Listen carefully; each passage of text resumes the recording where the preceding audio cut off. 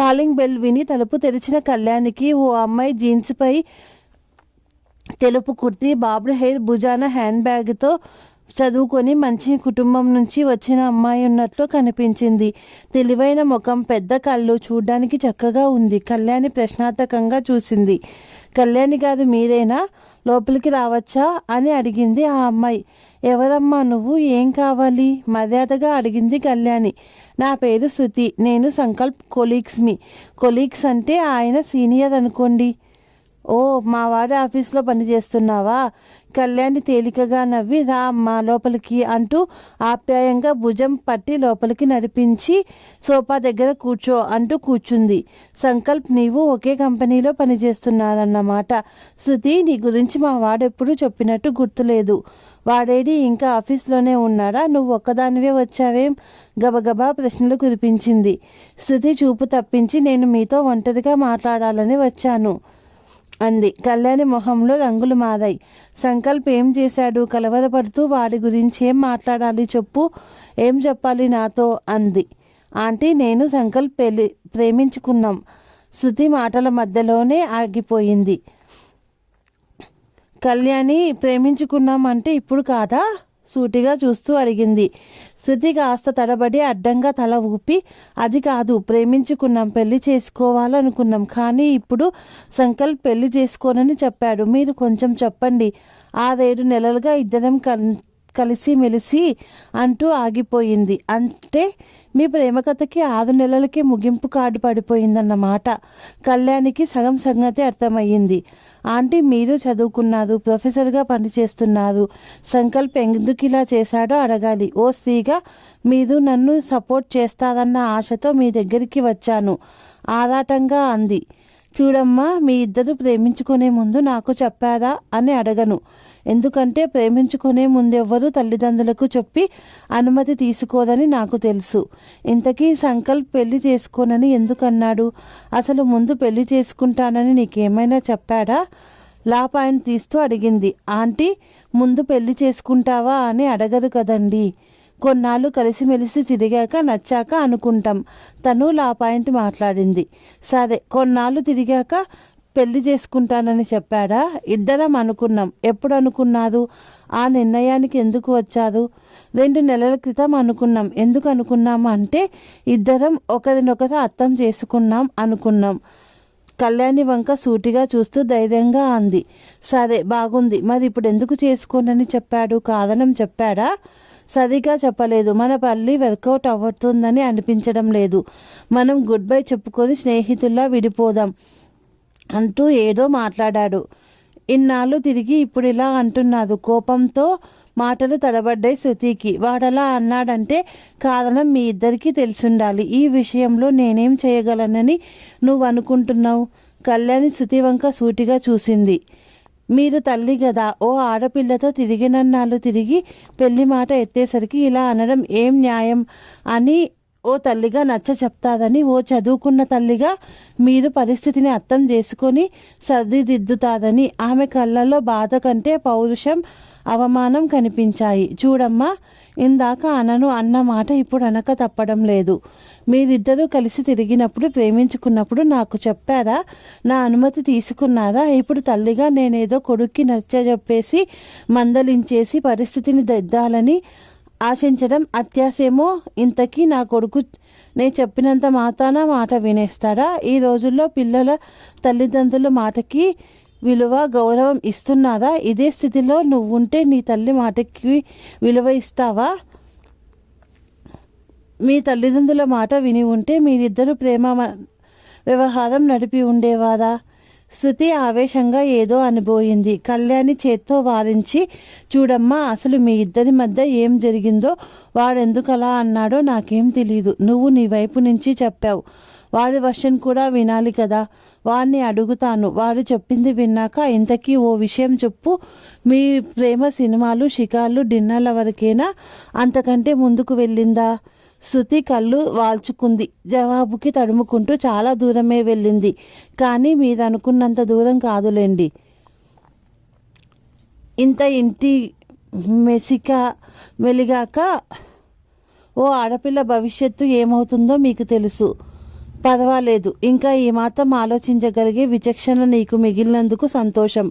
మీ యువత ఎవరిని లెక్క చేయనక్కర్లేదనుకుంటుంది, కానీ ఇంకా ఈ సమాజం మీరు ఆశించినంత ఎదగలేదు. కనీసం పెళ్ళిళ్ళ విషయంలో ఇలాంటివన్నీ పట్టించుకుంటుంది. ప్రేమించుకోవడానికి పెద్దవాళ్ళ ప్రమేయం అక్కర్లేదు, కానీ సమస్యలు ఎదురైనప్పుడు పెద్దవాళ్ళు గుర్తుకు వస్తారు చిక్కుముళ్ళు విప్పడానికి. పిల్లలు చేసిన తప్పులకి పెద్దలని బాధ్యత చేస్తారు.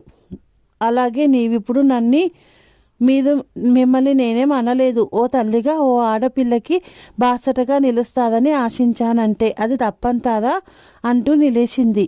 శృతి, నువ్వు మంచి తెలివైన అమ్మాయివి, మాటకారివి అని ఈ మాటలతో తెలుస్తుంది.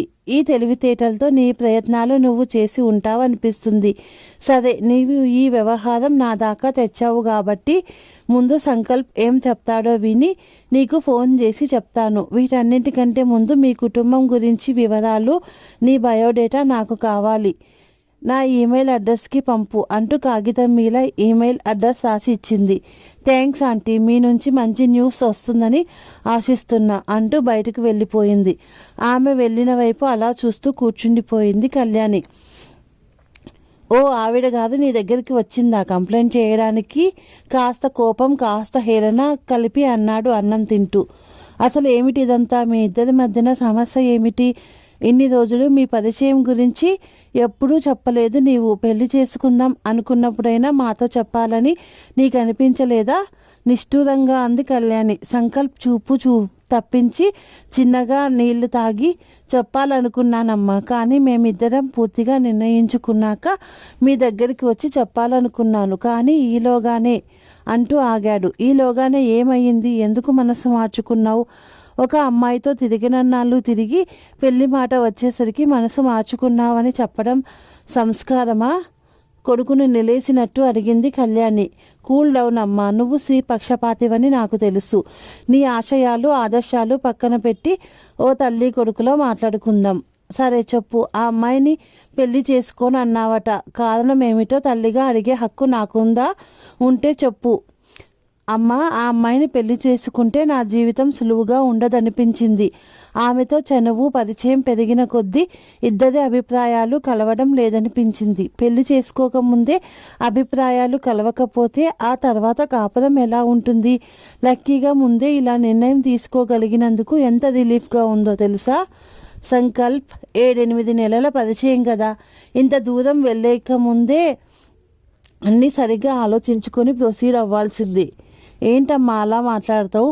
ముందే ఎవరెలాంటి వాళ్ళో ఎలా తెలుస్తుంది? అమ్మాయి బాగుంది, చదువుకుంది, తెలివైంది అని స్నేహం మొదలు పెడతాం.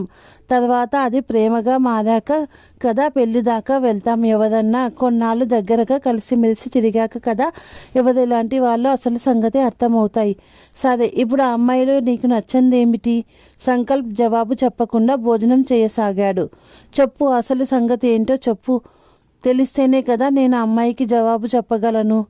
నీవెందుకు చెప్పడం? చెప్పాల్సింది నేను చెప్పా కదా. ఇది మీ ఇద్దరికీ సంబంధించింది, మధ్యలో నేనెందుకు చెప్పు అని నిర్లక్ష్యంగా అన్నాడు. చూడరా, అలా వదిలించుకోవడానికి అర నిమిషం పట్టదు. ఓ ఆడపిల్ల తల్లిగా అంత బాధ్యతారహితంగా ప్రవర్తిస్తే నా చదువుకి అర్థం లేదు. ఇదే పరిస్థితిలో ఓ కూతురుంటే, నీ చెల్లెలుంటే ఇంత నిశ్చితంగా వదిలేస్తామా? మన చేతినైనంతగా సరిదిద్దాలని తాపత్రయపడమా? ఆ అమ్మాయి ఇంటికి వచ్చి నా సాయం కోరింది. ఏం జరిగిందో, జరిగిన దానిలో నీ తప్పేంటో తెలుసుకోకుండా నిశ్చితంగా ఉండడం నా మనసుకి నేను నచ్చ చెప్పుకోలేకపోతున్నాను. నీవు నా కొడుకు విషయం నా దాకా వచ్చాక పట్టనట్లు ఎలా ఉండమంటావు? పట్టుదలగా అడిగింది.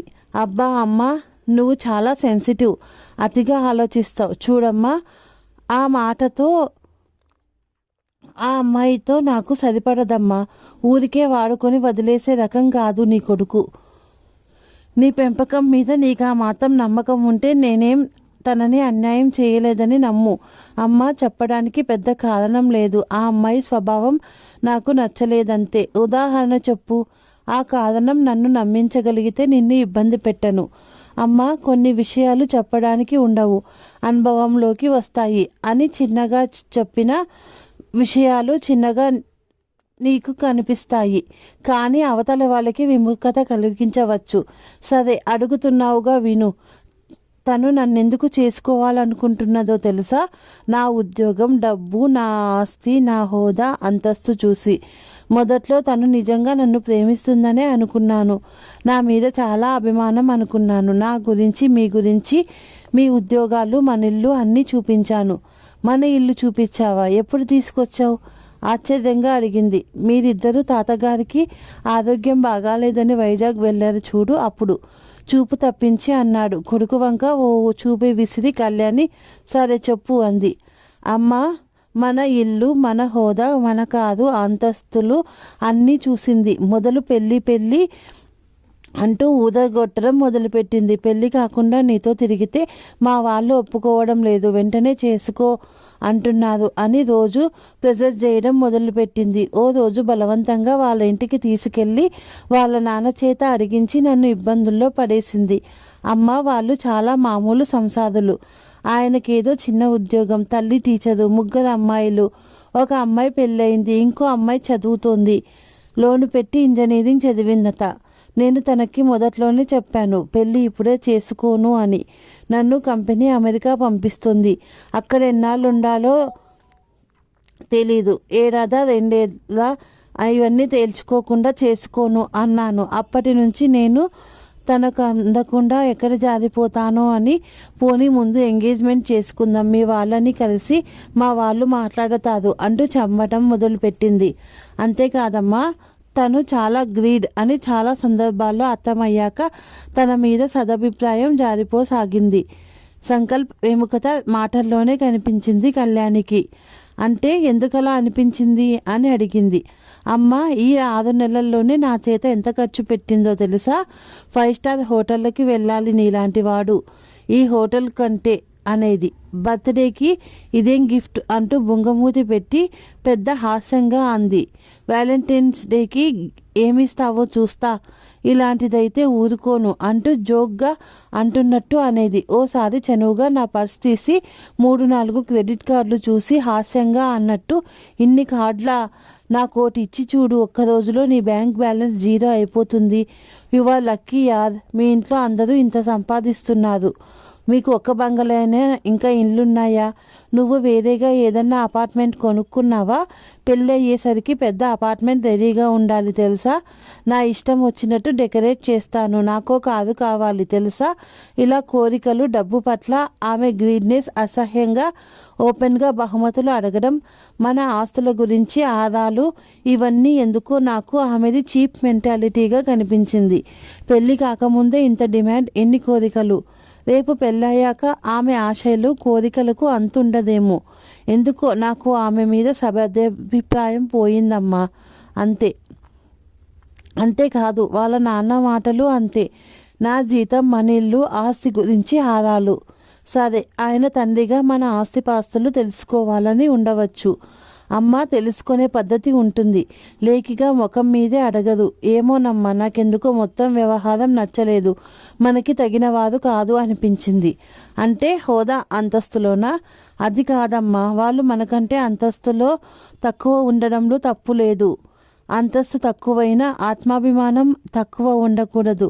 డబ్బు లేకున్నా హుందాతనం ఉండాలి. అది ఆ ఫ్యామిలీలో కరువయ్యి ఉందని అర్థమైందమ్మా విసుగ్గా అన్నాడు. ఆడపిల్ల కదా, కాస్త లేనింటి నుంచి వచ్చింది. కోరికలు తీర్చుకోవాలని కలలు కనడం సహజం. కళ్యాణి సాలోచనగా అంది. అమ్మ, ప్లీజ్, తనని సమర్థించవచ్చు వద్దు. నీకు తెలియదు తన సంగతి. దగ్గర నుంచి కలిసిమెలిసి తిరిగినప్పుడు తెలుస్తుంది స్వభావాల సంగతి. అంతేకాదమ్మా, తనతో తప్ప ఆఫీసులో ఇంకెవరితోనైనా మాట్లాడితే అలకలు, అసూయ. అదేదా ఇప్పుడు సమస్య. కలిసిమెలిసి తిరిగాం, చాలా క్లోజ్గా మూవ్ అయ్యాం అంది. అలాంటప్పుడు ఇప్పుడు కాదనడం తప్పు కదా. అదే నన్ను ఆలోచింపచేస్తుంది. ఏమిటమ్మా, తన మాటలు అంత సులువుగా నమ్మావు? మా మధ్య మీరు అనుకునేంత సీన్ ఏం లేదు. డిన్నర్లకు వెళ్ళాం, సినిమాలకు వెళ్ళాం, హద్దులేం దాటలేదు. స్నేహితుల్లా దగ్గరగా ఫోటోలు. తనే నాకు కావాలని దగ్గరగా ఉండాలని ప్రయత్నించేది. కారులో నా భుజం మీద తల వాల్చేది. పార్కులో చేతిలో చెయ్యేసి బిగించేది. డిన్నర్లలో స్పూన్తో తినిపించేది. సినిమాలో ఓసారి తనే చటుక్కున బుగ్గ మీద కిస్ చేసింది. పెద్ద ఏదో జరిగిపోయినట్టు చెప్పినవి ఇవే సీన్లు, ఇంతకంటే ఏం లేదు, నన్ను నమ్ము అని నిజాయితీగా అన్నాడు. ఏమిటో నాయన మీ ప్రేమలు స్నేహాలు చెట్టాపట్టాలు వేసుకొని తిరగడాలు మీ మళ్ళీ నచ్చలేదంటారు.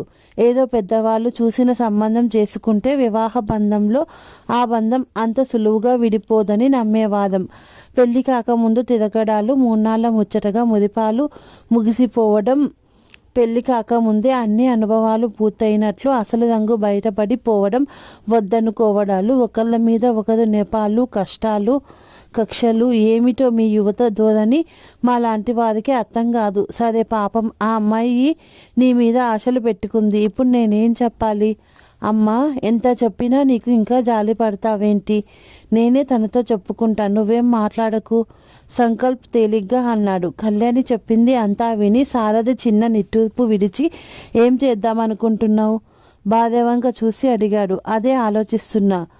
చూడు, ఆ అమ్మాయి మన ఇంటికి వచ్చి అడిగింది కనుక నువ్వు వాళ్ళ ఇంటికి వెళ్ళి వాళ్ళ పేరెంట్స్ ముందే సంకల్ప్ అభిప్రాయం చెప్పిరా. జరిగిన దానిలో మన ప్రమేయం లేదు కనుక మనం దోషులుగా నిలబడక్కర్లేదు, మర్యాదగా చెప్పి వచ్చేయి సలహా ఇచ్చాడు ఆయన. శృతి, శనివారం మీ ఇంటికి వస్తాను, మీ వాళ్ళని కూడా ఉండమను. తప్పకుండా ఆంటీ. శృతి గొంతులో ఆనందం. ఇంటికొచ్చి అందరితో మాట్లాడతాననడం సంబరంగా తల్లిదండ్రులతో వార్త చెప్పింది. శృతి, నేను మా అబ్బాయితో మాట్లాడాను. చూడమ్మా, సిఫారసు లేఖలతో పెళ్లిళ్ళు చేయగలం కానీ కాపురాలు చేయించలేం అన్నది వాడితో మాట్లాడాక అర్థమయ్యింది. సాది, నేను నీకు చేయగలిగిన సహాయం ఇదే. శృతి మొహం మీద ఒక్కసారి నీళ్లు చల్లినట్లు ఉలిక్కిపడింది. ఆమె మొహం కళాహీనం అయ్యింది. కారణం ఏం చెప్పాడు సంకల్ప్? ఆమె గొంతులో కాఠిన్యత చోటు చేసుకుంది. ప్రత్యేకంగా ఇది అని చెప్పలేదు. కొడుకు చెప్పిన కారణం శృతికి ఎలా చెప్పాలో అర్థం కాక నసిగింది. అమ్మ చూడు, వాడు ఇష్టపడినప్పుడు బలవంతంగా ఒప్పించలేం. అలా పెళ్ళాడితే ఆ పెళ్లిలో నీకు సుఖం దొరుకుతుంది. నీకు నచ్చిన వాడిని చేసుకో. నచ్చిన వాడనే తిరిగాను మీ అబ్బాయితో. ఆడపిల్లలతో ప్రేమాయాణాలు జరిపి ఇప్పుడు ఇలా అనడం పెద్దవారు మీరు ఒప్పిస్తారని ఆశపడ్డాను, ఆవేశంగా అంది. చూడమ్మా, మేము ఆడపిల్లలున్న వాళ్ళం, మా అమ్మాయికి ఏం తక్కువని. మీ అబ్బాయి ఇప్పుడు వెనక్కి తగ్గాడు, కారణం చెప్పాలి కదా దురుసుగా అన్నాడు శృతి తండ్రి. చూడండి, ఇది మనం కుదిర్చిన సంబంధం అయితే మీకు ప్రశ్నకే అధికారం ఉంటుంది. జవాబు చెప్పాల్సిన బాధ్యత మాకుండేది. వాళ్ళిద్దరూ ప్రేమించుకున్నారు, కలిసి తిరిగారు. మా ప్రమేయం లేని దానికి మేము జవాబు చెప్పలేం. మా అబ్బాయి వద్దనుకోవడానికి వాడి కారణాలు వాగుడుకున్నాయి. వాడిని బలవంతం పెట్టి పెళ్లి చేయించలేము కదా. నన్ను అనే ముందు మీ అమ్మాయిని మీరు అదుపులో పెట్టుకున్నారా? వాళ్ళిద్దరూ కలిసి తిరుగుతున్నప్పుడే ఆరా తీయాల్సింది. మీరు వీలైతే కట్టడి చేయించుకోవాల్సింది. ఈనాటి యువత ప్రేమించుకోవడం వల్ల వాళ్ళ హక్కు అనుకొని కేవలం అక్షింతలు చెల్లే బాధ్యత మనకిస్తున్నారు. ఇది మీకు తెలుసు. వారిద్దరు స్వవిషయం అనుకున్నప్పుడు నా జోక్యం ఎంతవరకన్నది మిమ్మల్ని మీరు ప్రశ్నించుకోండి. మా అబ్బాయి మీ అమ్మాయితో చెప్పేశానని చెప్పినా మీ అమ్మాయి నా దగ్గరికి వచ్చి సాయం అడిగింది కనుక మర్యాదగా చెప్పాలని వచ్చాను. నాకు ఓ ఆడపిల్ల ఉందన్న సానుభూతితో. శృతి తండ్రి మాట్లాడిన ధోరణి నచ్చక కాస్త గట్టిగానే అంది కళ్యాణి. మీ సానుభూతి కోసం అడగలేదు, విసురుగా అంది శృతి. సరే అమ్మా, ఇందాక చెప్పినట్టు సిఫారసులతో కాపుదాలు పెళ్ళిళ్ళు నిలబడవు, వస్తా అంటూ లేచింది కళ్యాణి. మీ అబ్బాయికి చెప్పండి, అంత ఈజీగా తప్పించుకోలేడని. నేను అందరి అమ్మాయి లాంటి దాన్ని కానని. నా దగ్గరున్న ఆధారాలతో నేనేమైనా చేయగలను, కసిగా అంది శృతి వెనుక నుంచి. గుమ్మం దగ్గర నుంచి వెనక్కి తిరిగి శృతి వంక ఓసారి సూటిగా చూసి వెనక్కి తిరిగి కళ్యాణికి ఆ క్షణంలో 2 రకాల భావాలు మనసుని చుట్టుముట్టాయి. అమ్మగా కొడుకు తీసుకున్న నిర్ణయానికి ఓ పక్క సంతోషపడాలా, అతివగా అబ్బాయి అమ్మాయిల స్థానంలో తారుమారు అయిపోతున్నందుకు మరొక పక్క సంతోషపడాలా అని. Thank you for watching.